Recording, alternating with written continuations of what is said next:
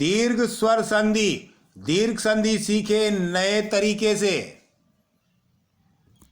दीर्घ स्वर संधि नियम, जब ह्रस्व या दीर्घ स्वर अ, ई, उ ये ह्रस्व स्वर के रूप हैं, इनके दीर्घ स्वर होंगे आ, ई और उ, ये दीर्घ स्वर है, तो आगे या तो ह्रस्व स्वर होगा या दीर्घ स्वर होगा, और उसके बाद अपने ही समान स्वर से मेल हो, यानी अ, ई, उ का अपने ही समान स्वर से मेल हो, तो दोनों मिलकर के दीर्घ स्वर में परिवर्तित हो जाते हैं। यानी प्लस के पहले ह्रस्व या दीर्घ स्वर होगा अ, ई, उ वाला, और इसके बाद भी यदि इनके ही समान ह्रस्व या दीर्घ स्वर आता है तो दोनों मिलकर के, एक ही नहीं दोनों मिलकर के दीर्घ में बदल जाते हैं। यानी आ, ई, उ ये दीर्घ स्वर के रूप में इनमें बदल जाते हैं। इन नियमों के आधार पर हम दीर्घ स्वर संधि के उदाहरणों का अध्ययन करते हैं। आगे अ और बाद में भी अ होने पर दीर्घ यानी आ में बदल जाते हैं। धर्म प्लस अर्थ, धर्म में जो अंतिम स्वर है वो अ है, और अर्थ में प्रथम स्वर अ है, यानी अ और अ का, यानी अ का अपने ही समान अ से मेल हुआ तो ये दीर्घ यानी आ में बदल गए, क्योंकि अ का दीर्घ आ स्वर होता है।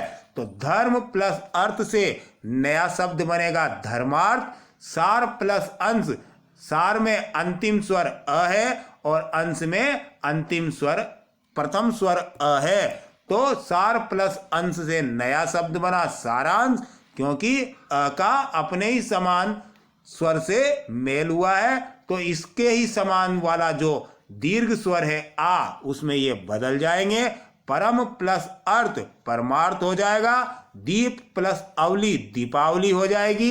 नील प्लस अंबर नीलांबर हो जाएगा, क्योंकि यहाँ पर सब में जो अंतिम स्वर है वो अ है, और अर्थ अवली अंबर में प्रथम स्वर अ है। समान स्वर का मेल होने से ये दीर्घ स्वर में बदल जाएगा, क्योंकि दीर्घ स्वर संधि का ये नियम है कि जो ह्रस्व या दीर्घ स्वर आएंगे उनका समान स्वर से मेल होने पर वो दीर्घ में ही बदलेंगे।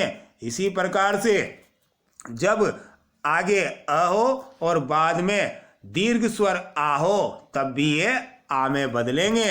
हिम प्लस आले, यहाँ पर हिम में अंतिम स्वर अ है, आले में प्रथम स्वर आ है, समान स्वर का मेल हुआ तो ये दीर्घ यानी आ में बदल जाएंगे। हिम प्लस आले से नया शब्द बनेगा हिमालय। शुभ प्लस आगमन, शुभ में अंतिम स्वर अ, आगमन में प्रथम स्वर आ, समान स्वर का मेल हुआ, दीर्घ में बदलेंगे, और शुभ प्लस आगमन से नया शब्द बनेगा शुभागमन। इसी प्रकार से देव प्लस आले से देवालय नया शब्द बनेगा। पुण्य प्लस आत्मा से नया शब्द पुण्यात्मा बनेगा। सत्य प्लस आग्रह से नया शब्द सत्याग्रह बनेगा। इसी प्रकार से जब आगे आ दीर्घ स्वर हो और बाद में उसी के समान वाला ह्रस्व स्वर अ आ जाए तब भी वो आ में बदलेंगे। विद्या प्लस अर्थी से नया शब्द विद्यार्थी बनेगा। विद्या प्लस अभ्यास से नया शब्द विद्याभ्यास बनेगा, क्योंकि दोनों जगह विद्या और विद्या में अंतिम स्वर आ है और अर्थी अभ्यास में प्रथम स्वर अ है, समान स्वरों का मेल हुआ तो ये अपने ही दीर्घ यानी आ में बदल जाएंगे। विद्या प्लस अर्थी से विद्यार्थी, विद्या प्लस अभ्यास से नया शब्द विद्याभ्यास बनेगा। दोनों तरफ ही दीर्घ स्वर होंगे तब भी ये दीर्घ में ही बदलेंगे। समान स्वर का समान स्वर से मेल हुआ तो ये दीर्घ में बदल जाएंगे। विद्या प्लस आलय से नया शब्द बनेगा विद्यालय। दया प्लस आनंद से नया शब्द बनेगा दयानंद, क्योंकि विद्या और दया में जो अंतिम स्वर है वो आ है, आलय और आनंद में जो प्रथम स्वर है वो आ है, समान स्वर का मेल हुआ ह्रस्व या दीर्घ का तो दोनों मिलकर दीर्घ में बदल जाएंगे। तो विद्या प्लस आलय से नया शब्द विद्यालय, दया प्लस आनंद से नया शब्द दयानंद बनेगा।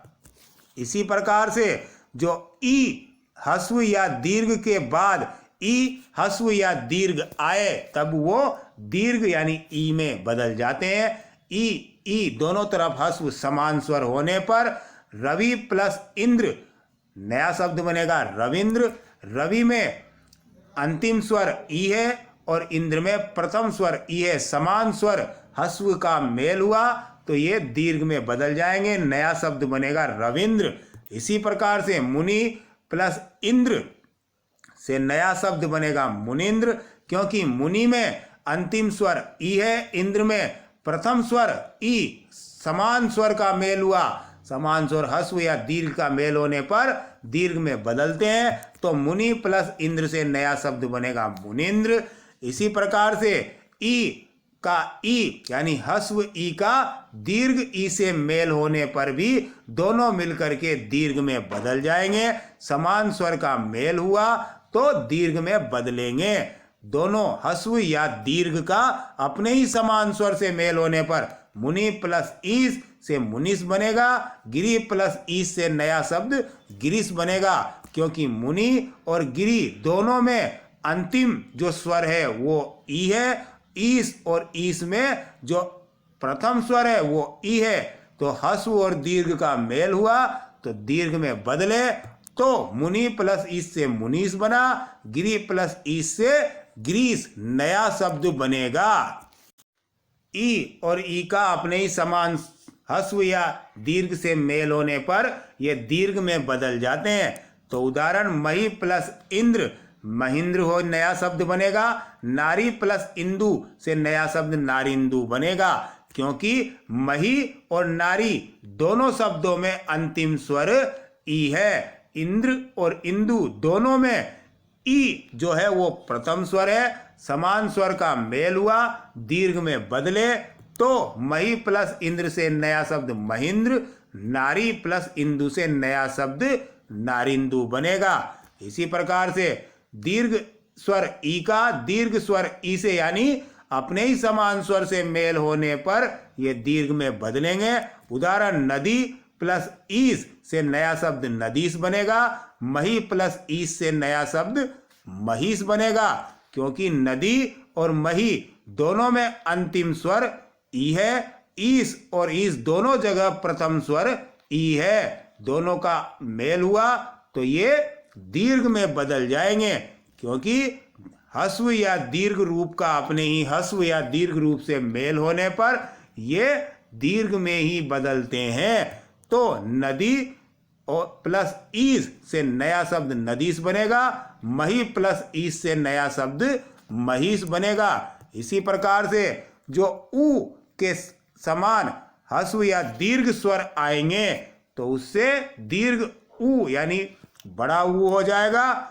ऊ का अपने ही समान ऊ से मेल होने पर ऊ दीर्घ, भानु प्लस उदय से नया शब्द भानुदय बनेगा, मधु प्लस उत्सव से नया शब्द मधुत्सव बनेगा।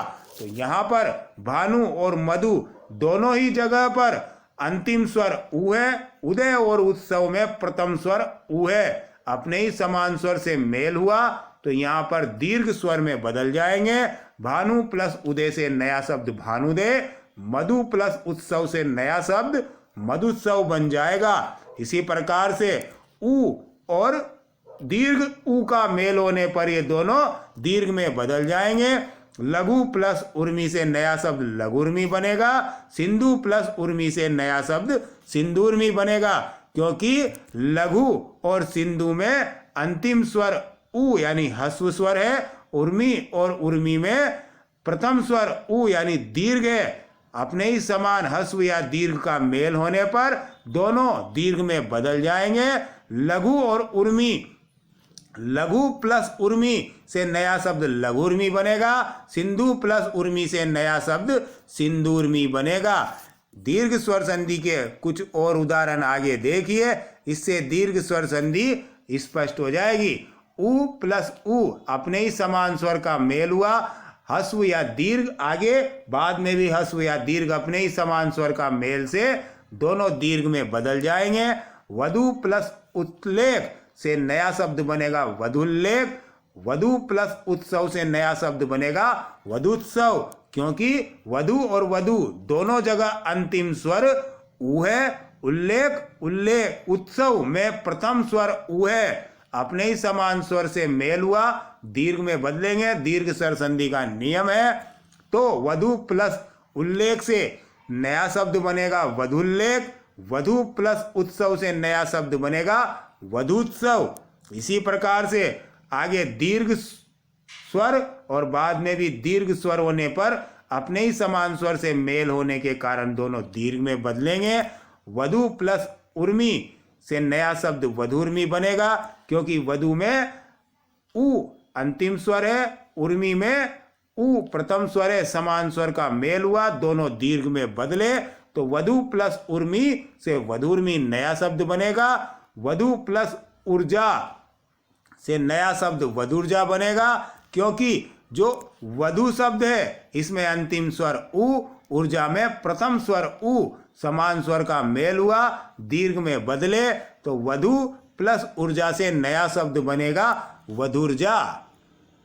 दोस्तों वीडियो कैसी लगी कमेंट में ज़रूर बताएं। वीडियो को ज़्यादा से ज़्यादा लाइक करें, शेयर करें अपने परिवारजन के साथ, अपने दोस्तों के साथ। और यदि आप हमारे चैनल पर नए हैं तो हमारे यूट्यूब चैनल हिंदी एकेडमी को सब्सक्राइब ज़रूर कीजिए, ताकि हम आपके लिए यूं ही अच्छी अच्छी वीडियो लेकर आते रहें। बेल आइकन को प्रेस कीजिए ताकि हमारी आने वाली वीडियो की नोटिफिकेशन आपको मिलती रहे। जय हिंद, वंदे मातरम।